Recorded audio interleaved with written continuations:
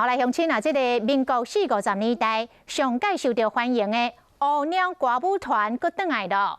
乌鸟歌舞团资深的团员丁翔、甲廖俊鹏鹏等等的人，共同来发起着文创协会，伫台中来成立着这个协会，要来彰显着乌鸟歌舞剧，要巡回台湾做公益的表演。乌鸟伫啊，这有真苦。廖俊唱出台湾40、50年代共同的回忆，这是乌鸟歌舞团大家拢听过的歌。廖俊、丁翔阁有碰碰，一阵台湾资深演艺人员，发起台湾呈现乌鸟歌舞剧演艺文创协会，自台中出发，好歌的歌艺行入大家心中。要喜怒哀乐啊，拢有安就对啦。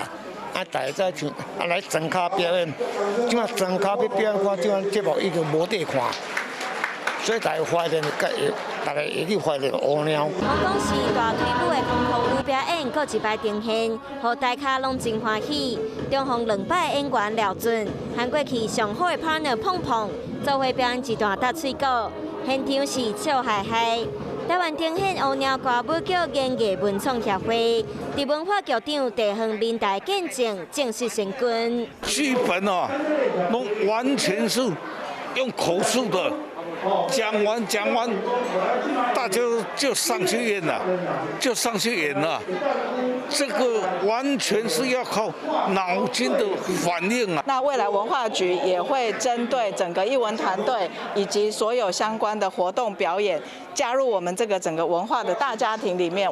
乌鸟歌舞团虽然伫电视电影时代潮流退场，不过老牌艺人带头呈现，会以巡回专台公益演出做目标，伫网络时代留下记录。